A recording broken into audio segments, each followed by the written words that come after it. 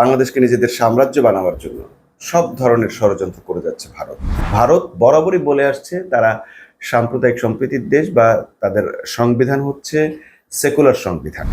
Doctor Yunus ভারতের এই ধরনের কনসার্নের ক্ষেত্রে বাংলাদেশের সংখ্যালঘু নির্যাতন নিয়ে ভারত যখন কনসার্ন প্রকাশ করেছিল তখন বলেছিল যে আপনার দেশে সংখ্যালঘুরা যেভাবে নিরাপদ থাকবে আমার দেশেও সংখ্যালঘুরা নিরাপদ থাকবে, এই টাইপের একটা কথা বলেছিলেন।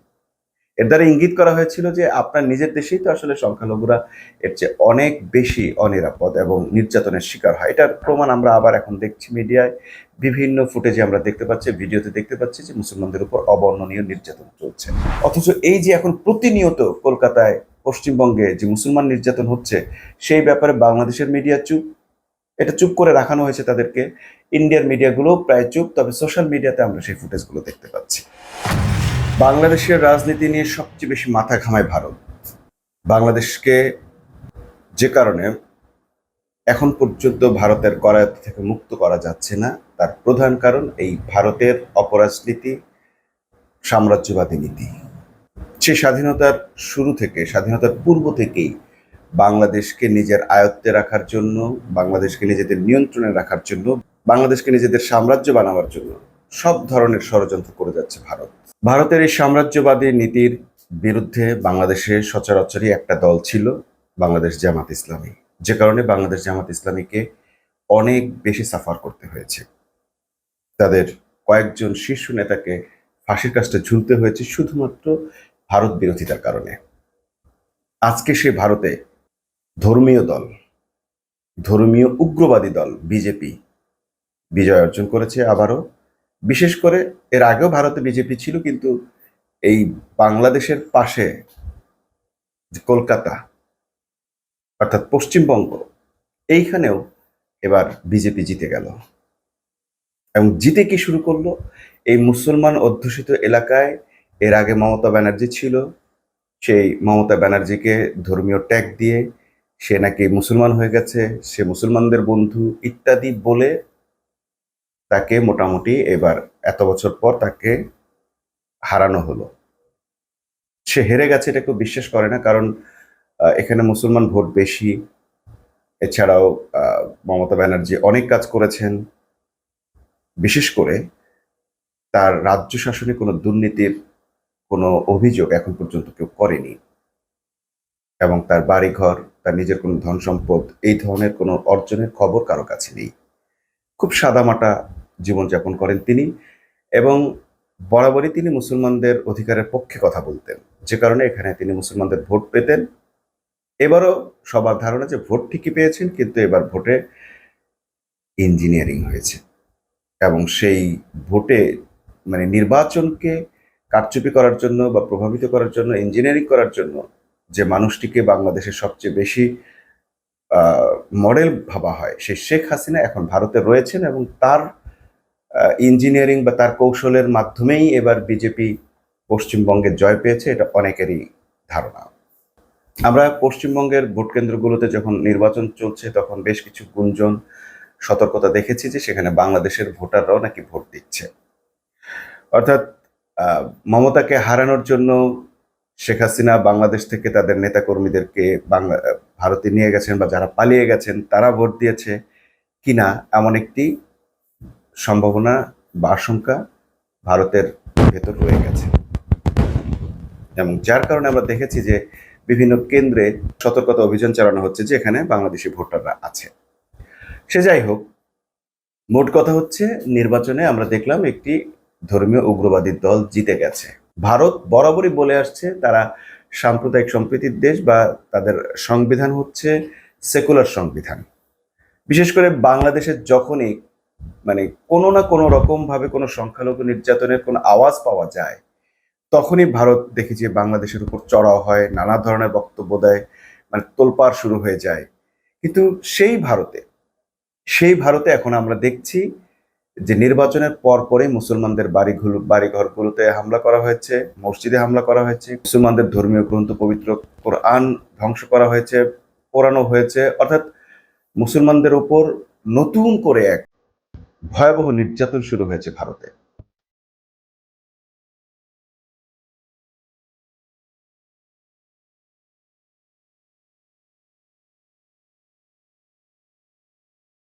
সেকুলার সংবিধানের অধীনে চলা ভারতে যদি এইভাবে ধর্মীয় সংখ্যালঘুদের উপর নির্যাতন চালানো হয়, সেই ভারত আবার বাংলাদেশে সংখ্যালঘু নির্যাতন ইস্যুতে বড় বড় কথা কিভাবে বলে? আমাদের একটা কথা খুব মনে আছে, সেটি হচ্ছে ডক্টর ইউনূস ভারতের এই ধরনের কনসার্নের ক্ষেত্রে বাংলাদেশের সংখ্যালঘু নির্যাতন নিয়ে ভারত যখন কনসার্ন প্রকাশ করেছিল, তখন বলেছিল যে আপনার দেশে সংখ্যালঘুরা যেভাবে নিরাপদ থাকবে, আমার দেশেও সংখ্যালঘুরা নিরাপদ থাকবে, এই টাইপের একটা কথা বলেছিল। এর দ্বারা ইঙ্গিত করা হয়েছিল যে আপনার নিজের দেশেই তো আসলে সংখ্যালঘুরা এর চেয়ে অনেক বেশি অনিরাপদ এবং নির্যাতনের শিকার হয়। এটার প্রমাণ আমরা আবার এখন দেখছি মিডিয়ায়, বিভিন্ন ফুটেজে আমরা দেখতে পাচ্ছি, ভিডিওতে দেখতে পাচ্ছি যে মুসলমানদের উপর অবর্ণনীয় নির্যাতন চলছে। এই দুর্ভাগ্য দেখে আমাদের একটা ঘটনা খুব কষ্টের সাথে মনে পড়ে, সেটি হচ্ছে যে 1947 সালে যে দেশ বিভাজন হয়েছিল, সেই দেশ বিভাজনটা ছিল মুসলমানদের স্বার্থে, এবং অনেকটাই মুসলমানদের স্বার্থে ছিল, কিন্তু চেয়েছিল, হিন্দু মুসলিম সবাই চেয়েছিল যে তাদের আলাদা আলাদা রাষ্ট্র হোক। কিন্তু আমরা দেখলাম যে কিছু হিন্দু যেমন বাংলাদেশ থেকে ইন্ডিয়া চলে যাননি, আবার কিছু মুসলমান ভারত ছেড়ে পাকিস্তান বা পূর্ব পাকিস্তানে ফিরে আসেননি, চলে আসেন। একটা সমাধান হয়েছিল দ্বিজাতি তত্ত্ব, যে মুসলমানরা পাকিস্তান বা পূর্ব পাকিস্তান, এই পাকিস্তান অংশে চলে আসবে আর হিন্দুরা ভারতের অংশে চলে যাবে। যদিও এটাকে অনেকভাবে ব্যাখ্যা করা যায় যে নিজের পিতৃভূমি ছেড়ে শুধু ধর্মীয় কারণে কেউ তার মাতৃভূমি ছেড়ে যাবে কিনা, এটা একটা বড় প্রশ্ন ছিল, কিন্তু সমাধানটা এভাবেই হয়েছিল। সেটা যেভাবেই হোক না কেন, যে কারণেই হোক না কেন, সকলের উচিত ছিল সে সমাধানটা মেনে নেওয়া। কিন্তু মুসলমানদেরই একটা বড় অংশ, বিশেষ করে দেওবন্দি আলেম হোসেন আহমেদ মাদানি, এদের নেতৃত্বে এদের একটা গ্রুপ, তারা সিদ্ধান্ত নিল যে তারা ভারতেই থাকবেন, তারা জন্মভূমি ত্যাগ করবেন না, মাতৃভূমি ত্যাগ করবেন না ধর্মের কারণে, এবং তারা থেকে গেলেন। তো তাদের কারণে কয়েক লক্ষ মুসলমান ভারতে থেকে গেল, এবং সেই মুসলমানদেরকে আমরা এখন প্রায়শই দেখি এরকম নির্যাতনের শিকার হতে। এখন আমাদের মনে হতে পারে যে তারা যদি পাকিস্তান বা পূর্ব পাকিস্তানে চলে আসতেন, তাদেরকে হয়তো এই ধরনের দুর্ভাগ্য ভোগ করতে হতো না বা সাফার করতে হতো না, তাদের উপর এই নির্যাতনটা হয়তো হতো না, তারা সংখ্যালঘু হিসেবে ভারতে থাকতে হতো না। কিন্তু একইভাবে আমরা দেখি যে ভারত যে শুধুমাত্র তার দেশেই সংখ্যালঘু নির্যাতন করছে এমনটি নয়, মুসলমানদের উপর তাদের যে নির্যাতন, সেটি শুধু ভারতে নয়, খোদ বাংলাদেশের ভেতরে মুসলমানদেরকে হত্যাযজ্ঞ চালিয়েছে ভারতের মদতপুষ্ট একটি দল। খুব স্পষ্টভাবে বলছি, এই ইতিহাস যারা জানেন না তারা জেনে নেবেন। বাংলাদেশে তুমি কে আমি কে, বাঙালি বাঙালি স্লোগান দিয়ে মুসলমানদেরকে, অবাঙালি মুসলমানদেরকে হত্যা করা হয়েছে, লক্ষ লক্ষ অবাঙালি মুসলমানকে হত্যা করা হয়েছে। এক তথ্যে পাওয়া গেছে অন্তত 5 লক্ষ মুসলমানকে, বিহারিকে হত্যা করা হয়েছে বাংলাদেশে পূর্ব পাকিস্তান অংশে থাকার সময়। তো এই যে মুসলমানরা যারা ফিরে এসেছিল সব কিছু ছেড়ে, জায়গা জমি সব ছেড়ে, পিতৃভূমি, জন্মভূমি, মাতৃভূমি সব ছেড়ে তারা শুধু ধর্মের কারণে এসেছিল, তারাও কিন্তু আসলে বাংলাদেশে শেষ পর্যন্ত বাঁচতে পারেনি। তারাও ওই ইন্ডিয়ার মদতপুষ্ট একটি লোক শেখ মুজিবুর রহমান এবং আওয়ামী লীগের অধীনে তারা আমিকে তুমিকে, তুমিকে আমিকে, বাঙালি বাঙালি বলে এই ধরনের মুসলমানদেরকে, এই অভিবাসী মানে 47-এ বিভাজন হওয়া, বাংলাদেশে আশ্রয় নেওয়া, পূর্ব পাকিস্তানে আশ্রয় মুসলমানদেরকে হত্যা করেছে। অর্থাৎ মুসলমানদের কোনো মানবাধিকার নেই, তারা যেখানে যাক তাদেরকে নির্যাতনের শিকার হইতে হবে। মুসলমানদের এইসব নির্যাতন দেখে সবাইকে আমরা নির্বাক হয়ে থাকতে দেখি। এখন আমরা দেখছি যে ভারত মুসলমান মানে হিন্দুদের যে কোনো একটা কিছু নিয়ে সামান্যতম কিছু ঘটনা ঘটলে খুব তোলপাড় শুরু হয়ে যায়, এখানে বিবৃতি ওখানে বিবৃতি, এটা করে ওইটা করে, বাংলাদেশের মিডিয়াগুলো সেগুলো আবার ফলো করে প্রচার করে। অথচ এই যে এখন প্রতিনিয়ত কলকাতায়, পশ্চিমবঙ্গে যে মুসলমান নির্যাতন হচ্ছে, সেই ব্যাপারে বাংলাদেশের মিডিয়া চুপ, এটা চুপ করে রাখানো হয়েছে তাদেরকে। ইন্ডিয়ার মিডিয়াগুলো প্রায় চুপ, তবে সোশ্যাল মিডিয়াতে আমরা সেই ফুটেজগুলো দেখতে পাচ্ছি। বাংলাদেশের সরকার কোনো ধরনের কনসার্ন প্রকাশ করছেন না। পররাষ্ট্রমন্ত্রী শুধু একটা বললেন, মুসলমান ওখানে নির্যাতিত হোক বা যাই কিছু হোক, মুসলমান এরা বাঙালি বা বাংলাদেশে এরকম বলে যদি কোনো পুশিং করা হয় তাহলে সেটা তারা প্রতিরোধ করবেন। আমি জানি না কিভাবে তারা সেটা প্রতিরোধ করবেন, ভারত যা বলবে তাছাড়া তার কথার বাইরে ডক্টর খলিলুর রহমান কিংবা তারেক রহমান কোনো টু শব্দ করবেন এটা আমরা আশাই করি না, কারণ তারা যে মোটামুটি ভারতের সঙ্গে যোগসাজশ করে ক্ষমতায় এসেছেন সেটি ভারত নিজেও প্রকাশ করে দিয়েছে। এবার বিজেপির জয়ী নেতা শুভেন্দু অধিকারী স্পষ্টই বলেছেন তারেককে তারা শেল্টার দিয়েছেন, এমনকি দালাই লামাকেও তারা শেল্টার দেন।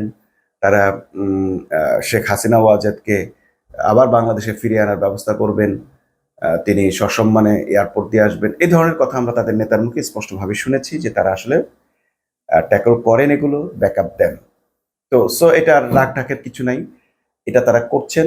এই যে ভারত বাংলাদেশের রাজনীতিতে বাংলাদেশের সার্বভৌমত্ব হস্তক্ষেপ করছে, আন্তর্জাতিকভাবে ভারতের বিরুদ্ধে কিন্তু আইনি ব্যবস্থা নেওয়া সম্ভব।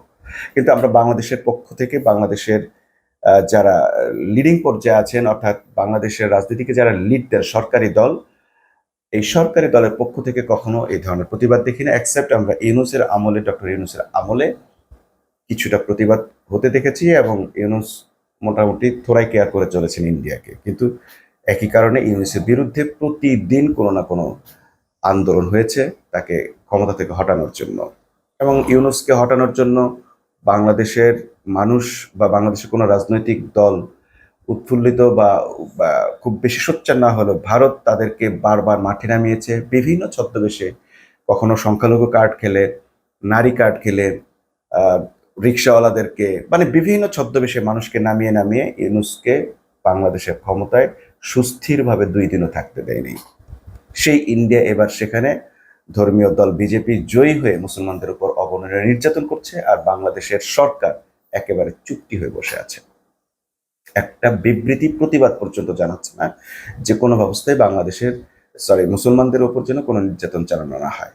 পক্ষান্তরে আমরা দেখলাম বাংলাদেশের মানুষের এখন অন্তরের কাছে অভিভাবক হয়ে যাওয়া জামাতের আমির দেখলাম প্রতিবাদ করলো যে সংখ্যালঘু নির্যাতনের কথা বলেনি, কোনো ধর্মের মানুষের প্রতি যেন ভারতে নির্যাতন চালানো না হয়, নিপীড়ন চালানো না হয়।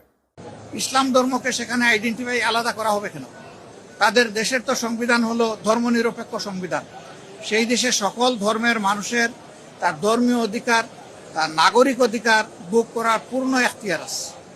আমরা ইন্ডিয়া সরকারের প্রতি অনুরোধ জানাবো, বিশেষ কোনো ধর্ম, বর্ণ কিংবা গোত্রকে যেন টার্গেট করে কারো কোনো ক্ষতি সাধন করা না হয়। তিনি একটি বক্তব্যে এটা স্পষ্টভাবে বলেছেন যে ভারত নিজেদেরকে সেকুলার বলে দাবি করে তাদের উচিত নয় ধর্মীয় পরিচয়ের কারণে কারো প্রতি কোনো নির্যাতন করা। আমরা দেখলাম যে এখন সকল কিছুতেই বাংলাদেশের প্রধান বিরোধী দলের নেতা জামাতের আমির কথা বলছেন, নেতৃত্ব দিচ্ছেন, তিনি ব্যাপারগুলোকে সামাল দিচ্ছেন। যেখানে যে কাজগুলো করার কথা ছিল সরকারের, সেটা করছেন বিরোধী দলীয় নেতা। এ থেকে আর একটা জিনিস সকলের কাছে মনে হতে পারে, সেটি হচ্ছে যে আসলে বাংলাদেশের এখন অলিখিতভাবে প্রধানমন্ত্রী কে, এই প্রশ্নটি মানুষের মনে আসতেই পারে। আমরা দেখলাম তেল সমস্যা সমাধানে এগিয়ে আসলো বিরোধী দল, চায়নার সঙ্গে ইরানের সঙ্গে কথা বলা থেকে শুরু করে কাজগুলো করেছে বিরোধী দল। ভারতের এসব ব্যাপারে কনসার্ন প্রকাশ করছে বিরোধী দল। ইরানে যখন হামলা হলো সরকার চলে গেল ভারতের পক্ষে, ভারতের হয়ে তারা বিবৃতি দিল ইরানের বিপক্ষে। কিন্তু জামাত ইসলাম ইরানের যে প্রেসিডেন্ট মারা গেলেন তার ব্যাপারেও কোনো শোক প্রস্তাব বা শোক জানানোর মতো কাজটি বাংলাদেশ এই সৌজন্যতা পর্যন্ত করতে পারেনি বাংলাদেশ সরকার। সেখানে শোক জানিয়েছেন দূতাবাসে গিয়ে জামাত ইসলাম। অর্থাৎ দেশের যে দায়িত্বগুলো একটা দায়িত্বশীল রাজনৈতিক দলকে পালন করতে হয় বা সরকারকে পালন করতে হয়, তার সবই এখন আমরা দেখছি প্রধান বিরোধী দল পালন করছেন। এর কারণটা কি? এর কারণ হচ্ছে আসলে 203, 212 এরকম একটি আসনে আসলে গত নির্বাচনে জয়ী হয়েছে জামাত ইসলামী। এই যে গুঞ্জনটি রয়ে গেছে, হয়তোবা এটাই সত্য, যে কারণে খোদ সরকার নিজের উপর নিজে আস্থা রাখতে পারছে না। তারা শুধু দখলদারিত্ব ছাড়া আর কোনো কিছুতেই তারা খুব একটা ভালো কিছু করতে পারছে না। আমরা দেখলাম ঢাকা বিশ্ববিদ্যালয়ে ডাকসুর নেতারা বরাদ্দ নিয়ে এসেছেন, নিজেদের বরাদ্দ নিয়ে এসেছেন, নিজেরা নিজের দায়িত্বে বরাদ্দ নিয়ে এসেছেন, সেই বরাদ্দ লুটপাট করার বন্দোবস্ত করেছে বিশ্ববিদ্যালয় প্রশাসন। তারা নানান অজুহাতে ডাকসুর প্রতিশ্রুত কার্যক্রমগুলো আটকে রাখছে। এইভাবে যদি চলতে থাকে, আমরা ইতিমধ্যেই দেখছি যে বাংলাদেশের ছাত্র জনতা কিন্তু ফুঁসে উঠতে শুরু করেছে। ইডেনে ছাত্রদল নেতৃত্বদেরকে বের করে দেওয়া হয়েছে এবং তারা যে সিট বাণিজ্য শুরু করেছিল 5ই আগস্টের পর, যে ছাত্রীরা প্রতিশ্রুতি দিয়েছিল এবং তারা দৃঢ় প্রতিজ্ঞ যে আর কখনো এই ইডেনের সেই অপরাজনীতি ফিরতে দেবে না। সেই প্রতিশ্রুতিশীল ছাত্রনেত্রীরা আবারও ক্যাম্পাসে এখন লিড দিচ্ছেন, তারা রাস্তায় নেমেছেন এবং কোনো অবস্থাতেই যেন ছাত্রদল আবার এইখানে বসে সিট বাণিজ্য করতে না পারে। এবং আগে যেটা করেছিল ছাত্রদল, যে এখানকার নেত্রীদেরকে ছাত্রদল ছাত্রলীগের নেতাদের উপর উপঢৌকন হিসেবে পাঠানো হতো, নারীদেরকে যে বদনাম তারা কামাই করছিল, উপার্জন করছিল, একটা চরম দুর্নাম তৈরি হয়ে গিয়েছিল ইডেনের। সেই দুর্নাম ঘোচানোর জন্য আবার এই ইডেনের নারী শিক্ষার্থীরা রাস্তায় নেমেছেন, সোচ্চার হয়ে উঠেছেন। কিন্তু মিডিয়া এবং ছাত্র দলের সেই টেন্ডারবাজ চাঁদাবাজেরা যেটা করছে সেটা বলছে যে এগুলো ছাত্রী সংস্থার গুপ্ত রাজনীতি করছে। অর্থাৎ এই সরকারের অপসংস্কৃতি, এই সরকারের দখল বাণিজ্য, এই সরকারের অন্যায় আচরণের যে কোনো অন্যায়ের প্রতিবাদ করলেই তাকে এখন আগে দেওয়া হতো জামাত শিবিরের ট্যাগ দেওয়া হতো, এখন গুপ্ত ট্যাগ দিয়ে তাদেরকে প্রতিহত করার চেষ্টা করছে। কিন্তু আমরা দেখলাম কেউ এই ট্যাগ গায়ে মাখছে না, বরং প্রতি মুহূর্তে আরো বিপুলভাবে ছাত্রীরা রাস্তায় নেমে আসছে, প্রতিবাদ জানাচ্ছে। এই সংখ্যাটা বাড়বে এবং আমরা ইতিমধ্যে দেখছি যে ছাত্র শিবিরের ডাকসুতে যারা জিতেছেন, তারা ছাত্র শিবির বা অন্য প্যানেলে যারাই জিতেছেন, তারা এখনো পর্যন্ত অত্যন্ত সহনশীলতার মাধ্যমে কর্তৃপক্ষকে বারবার এই মেসেজটা দেওয়ার চেষ্টা করছেন যে আমরা কিন্তু এক দুইজন নয়, আমরা বহুজন এবং আমরা সমগ্র ছাত্র জনতাই কিন্তু, ছাত্ররাই কিন্তু আপনাদের এই ধরনের আচরণগুলো দেখছি, আমরা ধৈর্য ধরছি, কিন্তু এই ধৈর্য বেশিক্ষণ আমরা ধরবো না। খুব শীঘ্রই হয়তো আমরা দেখতে পাবো ইডেন, ঢাকা বিশ্ববিদ্যালয় এবং অন্যান্য শিক্ষাঙ্গনগুলোতে একটি তীব্র প্রতিবাদের ঝড় উঠছে এবং সেই ঝড়ে সরকার শেষ পর্যন্ত কি সামলাবে আর কি হারাবে সেটা সময়ের ব্যাপার মাত্র। কিন্তু আমরা বাংলাদেশ সরকারের কাছে বিনীত আবেদন রাখবো, অবশ্যই যেন পশ্চিমবঙ্গে মুসলমানদের উপর, সংখ্যালঘুদের উপরে নির্যাতন বন্ধ করা হয়, তার জন্য যেন জোরালো প্রতিবাদ জানানো হয় এবং ইন্ডিয়াকে যেন একটি সতর্কবার্তা পাঠানো হয়। সেই সতর্কবার্তাটা কি হতে পারে? যদি পশ্চিমবঙ্গে মুসলমানদের ওপর নির্যাতন চলতে থাকে তাহলে ভারতকে শায়েস্তা করার জন্য চীন এবং তার যে উত্তর পূর্বাঞ্চলের যে খণ্ডরাজ্যগুলো আছে, যাদের ভয়ে তটস্থ থাকে ভারত, তাদেরকে সুযোগ করে দেওয়া হবে বাংলাদেশের ভূমি ব্যবহার করে যেন তারা ভারতকে শিক্ষা দিতে পারে। ভারত এত শক্তি কোত্থেকে পায়? যার চারদিকে, তিন দিকে রয়েছে শত্রু বেষ্টিত চীন, তার অঙ্গরাজ্যগুলো প্রত্যেকেই কিন্তু ভারতকে যে কোনো সময়, যে কোনো মুহূর্তে অ্যাটাক করতে পারে, শুধুমাত্র বাংলাদেশ যদি একটু সুযোগ দেয়। অতএব ভারতের যত ক্ষমতা থাকুক, যত জনগণ থাকুক, যত কিছুই থাকুক না কেন, তারা কিন্তু বাংলাদেশের কাছে ধরা। অতএব বাংলাদেশ সরকার এখানে একটা ভৌগোলিক কারণে অত্যন্ত সূক্ষ্ম এবং সূক্ষ্ম ভৌগোলিক রাজনৈতিক মেধা যদি অবলম্বন করে বা অর্জন করে, মেধা খাটায়, তাহলে তারা এখানে একটা বড় ধরনের গেম খেলতে পারে এবং সেটি হচ্ছে যে তারা ভারতকে চাপে ফেলতে পারে। ভৌগোলিক কারণে বাংলাদেশের এই মুহূর্তে যে গুরুত্ব, যে তারা ভারতকে যে কোনো ধরনের ভীতি বা শঙ্কার মধ্যে ফেলতে পারে, যেটি ডক্টর ইউনূস ফেলেছিল। বাংলাদেশকে ব্যবহার করে অন্য পরাশক্তি দেশগুলোকে বা অন্য শক্তিশালী দেশগুলোকে বা তাদের যে গোষ্ঠীগুলো আছে যাদেরকে তারা ভয় পায়, উত্তর পূর্বাঞ্চলের যে যারা স্বাধীনতাকামীদেরকে, তারা কিন্তু সুযোগ করে দিতে পারে এবং সেই সুযোগ যদি বাংলাদেশ করে দেয়, ভারতের কিন্তু ত্রাহি অবস্থা হবে। অর্থাৎ ভারতের উচিত বাংলাদেশকে অন্তত এই কারণে ভয় করে চলা এবং বাংলাদেশের সরকারের উচিত এই বিষয়ে অবশ্যই সরাসরি কথা বলা যে আপনারা যেটা করছেন সেটা অন্যায় করছেন, মুসলমানদের উপর এই ধরনের নির্যাতন আপনারা করতে পারেন না, কারণ এটা করলে বাংলাদেশের যেটা ক্ষতি সেটা হচ্ছে যে পুশিনের সংখ্যাটা বেড়ে যাবে, বাংলাদেশের আইন শৃঙ্খলা পরিস্থিতি এবং বাংলাদেশের নিরাপত্তা হুমকির মুখে পড়ে যাবে। আন্তর্জাতিকভাবে এবং কূটনৈতিকভাবে বাংলাদেশের সরকারের উচিত হবে এই বিষয়টা নিয়ে কথা বলা এবং তীব্র প্রতিবাদ করা। অপরদিকে ছাত্র রাজনীতি যেন কোনোভাবে কলুষিত না হয় সেই ব্যবস্থা করা।